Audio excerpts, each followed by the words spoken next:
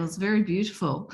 I must admit, I felt like it was a rest. You know, it was like it was giving the mind a rest. And then when you said that sacred geometry is like a sanctuary, I could feel that during the presentation. Yeah. So yeah. Why don't we open up for questions? Yes. So if anyone has any questions or comments, please come through. I will just share something that Arnie has written on here. He said, that was mind-boggling, Jonathan. It was during a talk on sacred geometry in September 1875 in New York that the idea of forming the Theosophical Society was triggered. So that's quite interesting. Just further to that, I was thinking of that quote of Madame Blavatsky where she says, symbols of divine truth were not invented for the amusement of the ignorant. She says they are the alpha and omega of philosophic thought. And just the various truths and different things that you have discovered certainly pointed towards that. So yeah, I thought that was right on there. Peter has come through and said captivating visuals, and thank you. So have we got some questions there, people? Richard's come through with great link between numbers to nature, world of plants to humans, a great design behind all this. It does point to a design, doesn't it? It leads to one. Yeah, and if you're reverse engineering, then that's what you're going to, start at, the point you're going to start from. Yeah, I started with nothing and found my way there just by the circle. Really, I didn't. As I mentioned, I might have alluded to it in my biography. I didn't do too well in school. I left high school without any qualifications. And all I got really was a sense of reading, writing, arithmetic. And that sort of, armed with that, I sort of put the pieces together, whatever way, because I went through all my school years undiagnosed dyslexia, Asperger's, and other, issues that weren't known about at the time. At the time, yeah. Yeah, you must have, after your work for the UN, you must have decided finally, when you decided to follow your heart, that must have been a relief to realize this pathway that you were going to travel down at that point. It was very spontaneous, actually. I'd been with the United Nations over 5 years, and I was sitting in a seminar, an American seminar forum, the forum, I think it was called the forum, or something else like that. But anyway, at one point, the facilitator posed the question, what are you most passionate about? And sacred geometry. And then he said, and what's stopping you from pursuing that passion with everything you've got? And I sat there and I thought, nothing. And the next day I resigned. I handed in my notice at the United Nations, a month's notice, and that was the beginning, and that was 1986. Yeah. Well, that wasn't the beginning because there's a lot of lead up to that, but that was the beginning of me, committing everything into it. Down that pathway, have you found the universe conspired to help you when you made that commitment? Oh, the universe, doors open. When you're following your pathway, doors open. And I couldn't have done so without them opening. I couldn't have done it. Yeah. But they did. And I always had a place to stay. Yeah. Yeah. That's amazing. I often, in the various books, you hear that if you take one step in the direction of a certain direction, the universe will take 2 steps towards you to help support in that. It's definitely done that and more even. Yeah. Yeah. Okay. Thank you. I do have a couple of things here from Andrew White from Auckland. Excellent presentation. Thank you. He said, could you recommend any books or resources for further study of sacred geometry? I don't read because I'm dyslexic. I can read, but it takes a lot of effort and time. So I don't usually read, I should say. So I'm not a good source for that. When I want something, I just Google it. And usually most things are up on Google for Yeah. that. Okay. Yeah. I didn't Well, do it from books. okay. All right. Ganesh from Auckland, the leaves of a tree following a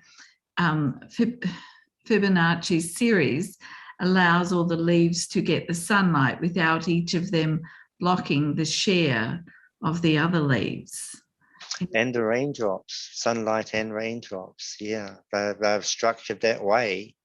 And in order to, relationship, not to impose on any other part of that form, but it's the best architecture. It's masterful architecture. Nature uses a minimum amount of resources to achieve maximum results and the most proficient, optimal, optimized, way it all comes together and holds. And a lot of it's geometry. Well, you see geometry in a lot of it. Some of the geometry is more abstract. Yeah. Okay, we've got Darren says, thank you for a presentation, very thoughtful. Murray, thank you. It's amazing to contemplate how the geometry of atomic bonds defines the shape of every molecule and enzyme in our bodies. This is about the 4 bonds that effectively radiate out from every carbon atom, the bonds that join them together. Enzymes recognize each other by the geometry of bumps and caves in their incredibly complex shapes. These bonds are defined by the shape of electron clouds around the atoms. All of this is a mystery, even if we know how to calculate the shapes. Interesting comment. It is, I started off in the beginning and more focused on the 3-dimensional forms, and particularly the 5 Platonic solids. And it was when I read, and it must have been in the 90s, early 90s, I read in Gordon Plummer's book, Mathematics of the Cosmic Mind. I just before said I don't read, but when I want something really much, I do. I'm able to work through it. And in it, he had that each of the Platonic solids could contain the other 4 embraced within it. And I thought, I couldn't get my head around that. That just seemed too fantastic, too outrageous to be true. The only way I could convince myself was to build them, and I did, and that was the beginning. And it does. Each form, a tetrahedron, contains the octahedron, which fits into a hexahedron, into a dodecahedron, stellates into an icosahedron. Everything is interconnected. Just like I showed these stars coming all together 2-dimensionally, that happens 3-dimensionally. And it does it through the 5 Platonic solids and the 13 Archimedean solids. And I used to, for years, that was my livelihood, giving school assemblies and live presentations, because they were big models, and they were made of dowling. I colored them, painted them with fluorescent paint, and in the dark in the auditorium, the black lights would be on and they'd be glowing in the dark, and I'd be dressed in black and there'd be a black backdrop, and all you'd see were these forms hovering in space, held by fishing line, and I'd spin them, and they'd spin shimmering in space, and they'd look like extraterrestrial spacecraft or something out of this world. They look just out of this world. And the big pyramids would morph into cones, and the cubes would morph into diamonds, and so on. And it was just so amazing to visually experience such a thing, such perfection, 3-dimensionally. It's one thing to do it 2-dimensionally, but 3-dimensionally, that order continues on. In fact, two-dimensionally is just, a certain aspect of it. It's there for us, probably. Yeah. And it's for the consciousness that can reflect upon itself. It's there, and it's been accessed from, throughout millennia. It's been accessed as is evidenced by the remains of the ancient civilizations that were aligned to this order. They observed it in nature, and they applied it to the structure and the architecture of their monuments and temples and what have you. And it was a lot included in the iconography of their religions and symbols and stained glass windows, that kind of stuff. It's been used, all the time. It's used ethnically. It's used, in civilization. It's there. It's the archetypes. The indigenous people are closer to the archetypes, where we're more about precision in that, and it works both ways, because it's the underlying blueprint behind it all, and it's 1.618, connecting one thing to another. Actually, it must have been exciting at the school when you were doing those shapes, because for children to experience that rather than just see it in a book or on a bit of paper makes a world of difference when you've got a They were my favorite audience, and my favorites of all the preschoolers to, maybe 8 years old or something. There was still that innocence and that purity, and they still had that connection, that hadn't faded away. that openness, isn't it? And they would see them and they would cheer, and they would get so excited if they were left unrestrained, as I requested the teachers to leave them. They'd get on their chairs and they'd be stamping their feet and clapping and just experiencing it in its entireness, full body, expression of it, and receiving it. Gee, that's wonderful to hear. They did leave them unrestrained, which is great, because that allows them to express, doesn't Definitely, it? and they did. Yeah. Yeah, that's wonderful. We've just got a comment from Susanna from Canterbury. She says, what a wonderful presentation. Quite overwhelming to put this information into a context. Interesting thought that came to mind when I pruned my roses in midsummer for the second bloom. I cut from the spent flower down to the second leaf down that has 5 tips, and then cut numbers in action to produce the optimal next growth and bloom. That's exactly how someone who specializes in roses, exactly what they do. Yeah. And Arnie from India, God, Science and the Secret Doctrine by Christopher Holmes discusses the holographic sphere. So he's just sharing something there. So that's wonderful. I found the square of the circle when you were talking about that very exciting. It's almost the potential of the human being, isn't it? It is. Yeah. We are both, and most of us are locked in the left hemisphere. Of course. And divorced from nature. And that's the cause of why we are where we find ourselves to be, is we lost our way. We became disconnected from nature. And geometry can lead us back to that. If we don't have the ability to be out in nature, which is the ultimate, at least it can bring the principles of nature into our field of awareness. Yeah. From Edward from Canterbury, what did you learn about the pyramids in your studies?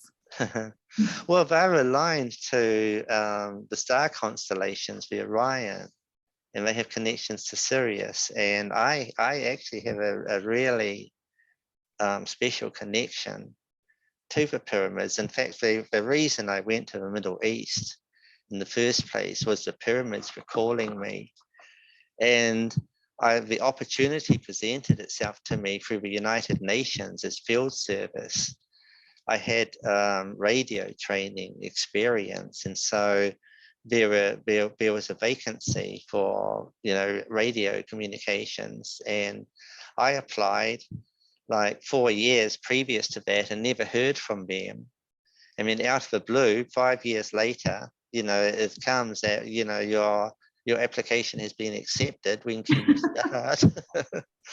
and I went from, I was in Awarua, and hardly anyone will know where that is. That is south of Invercargill. It's between Invercargill and Bluff. And there was at the time, there was a radio station, a marine radio station, ship to shore, and also aircraft in that part of the world, you know, would go through us. And I was there, I was working there, thinking there's got to be more to life than this. And the telegram came. It came in a telegram those days, and it said, when can you start? And I went from there, from, you know, cow paddocks and on the plains of, you know, the southern tip of the South Island, to being in downtown Beirut in the middle of a civil war. And as soon as I got there, I couldn't wait to go to the pyramids. But it wasn't easy back then, being there were wars going on, and Israel was, you know, hostile to Lebanon, and Egypt was also hostile for Israel. It was difficult. It was complicated. It took me months to get, you know, cut through the red tape and get visas and maps and permission and that. And all I got was 3 days, 72 hours. So I took off at midnight to make the most of the time, driving down the coast of Lebanon to the border with Israel, and fighting was going on, machine guns and mortar fire and all sorts of stuff. And I was having to weave my way around through safe areas and that. And anyway, long story short, I crossed the border, and I ended up in the Sinai Desert, lost because there was a sandstorm, and I couldn't find my way when, you know, the storm passed. I didn't know where to go, what direction. But like you say, the universe, you know, comes forth, steps forward at times. And in this case, it came in the form of something you would least expect to see in the desert. And that was a ship's funnel, chimney funnel, just sliding through the dune tops like a shark's fin, you know, sliding through the water. And I thought, Suez Canal. And I knew that there was a road that, you know, led along that, and so I found my way there, and that took me to where I needed to go. I got the barge crossing. I drove through past Alexandria and into Cairo, and I booked a hotel in Cairo for the evening. I've never been so excited in my whole life, because it was like I've been dreaming this, you know, the pyramids. I need to go there. There's something there that I just have to go to. And I didn't sleep, but, you know, the next morning at first light, I start driving towards Giza. And I'm driving and I'm driving and I'm driving up an incline, and I reach the top, the ridge, and I look down into the valley, and there are the pyramids. And it felt like I was coming home. It felt like, you know, nothing I've experienced before. And I drive down only to experience the unexpected sights of everyone had been cleared out. And there was an army cordon around the whole area, soldiers out, bayonets fixed. And, you know, you couldn't go in. And added to that, the activity that was going on, there were tanks around and helicopters, gunship helicopters, and policemen going around with machine guns mounted on backs of jeeps and machine guns strapped over their backs as they drove around on their motorbikes. And the pyramids were up on the hill. And this chain of Egyptian soldiers, shoulder to shoulder, were there with bayonets saying, you can't go there. And I'm looking and I'm thinking, no, this can't be happening. This just can't be right. I've, all of this lead up, it can't be happening. And I said, well, and I only had a small window of time. I had to start, returning the same day. And so I looked up and I thought, I'm going to go. I didn't know how. And I thought, it's dangerous. It's really dangerous. It's a huge risk. You could get killed. And I thought, I know, but I'm prepared to take the risk. And so I held an image of myself outside the entrance to the pyramid. I'd seen pictures. Just visualizing that, clearing everything else out of my mind. And I walk around, I'm circling around. And at a certain way along, there were two soldiers who sort of separated a little bit, but sort of inched apart, because I guess they were bored and stuff. And there's a little gap between them. And I held that image strongly in my mind. And I slipped through. I had to fit sideways to slip through. And I waited a few seconds to see if I was challenged. And I wasn't. And so I started walking up the road to the pyramid, which was lined on both sides by soldiers, guns out, bayonets fixed. And I get up to the entry, which is just a hive of activity. There, and everyone was wearing a sharp suit or a military uniform, except me. I was wearing a t-shirt and jeans and sneakers, and I had a big black bag with my camera gear and over my shoulder. And I walk up and no one says anything. As I'm walking up, I know I wasn't invisible because I could see the soldiers looking at me through the side of their eyes, but figuring I must have permission. I wouldn't be walking up if I didn't have permission. And so I continued up and I got there and no one said anything. And I wandered around and I was looking at the entrance when I heard the siren coming from just where I'd come from. And it was a convoy. There were soldiers on motorbikes, machine guns, soldiers in jeeps, mounted machine guns, followed by two black stretch limousines, followed by more soldiers, more guns. And above each limousine was hovering the gunship helicopter. And on one side, they were covering 180 degree parameter. And the other helicopter was 180 the other. So they had a 360 degree, opening or radius of being able to shoot people. And I thought, well, that's interesting, but gosh, what am I doing here? And I didn't have long to find out because I was standing right at the entrance, right in front of the entrance. And the first limousine stops right in front of me and the second one behind it. And they open the doors for the back doors and the front car out steps the president of Egypt at the time, Anwar Sadat. And out the other door, as they open it, out steps the president of the United States at the time, Jimmy Carter. This is 1979. Oh my God. And I'm just standing there, and Anwar comes right up next to me, or quite close to me, and starts giving this narration to Jimmy and Rosalind and me and just us. And I was standing there, standing next to Jimmy, and the security detail was standing back and everyone was standing back.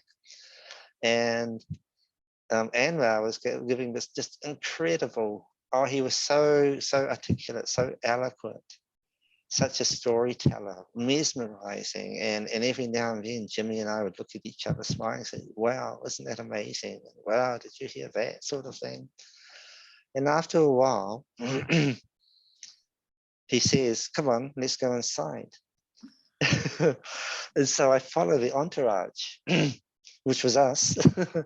And the security kept their distance.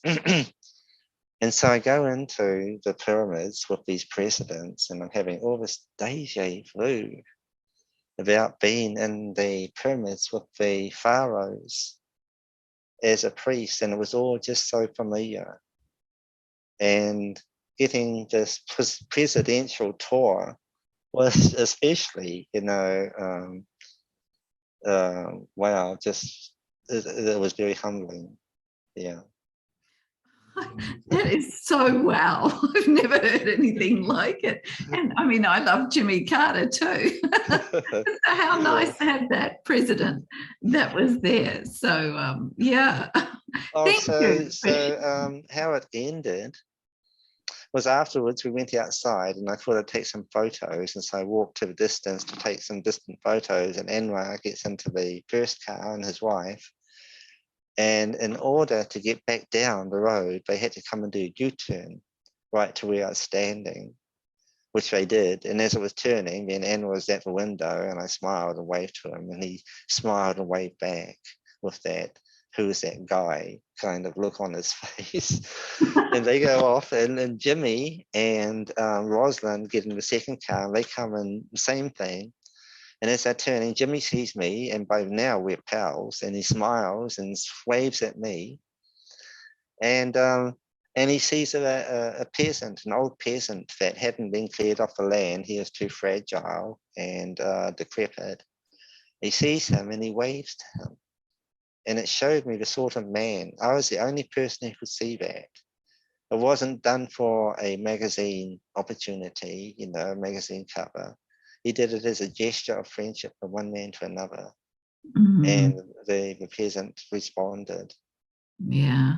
And off he goes. And so I'm standing there, and I'm thinking I better get heading back, when this guy in a suit and a belt with a revolver, a harnessed revolver, binoculars, walkie-talkie, all of that stuff, walks up to me, sunglasses, and says in an American accent, he says, "Who are you?" And I says, "I'm Jonathan Quintin." And he said, "Who are you with?" And I says, "I'm not with anyone. I'm just here on my own." And he says, "What's in that bag?" I say, "Take a look." And he rumbles through my bag. Luckily, it was just cameras and not bombs. I decided that day to take the cameras instead of the bombs. And then he says, "How did you get in?" Because all that military, and I said, "I just walked in."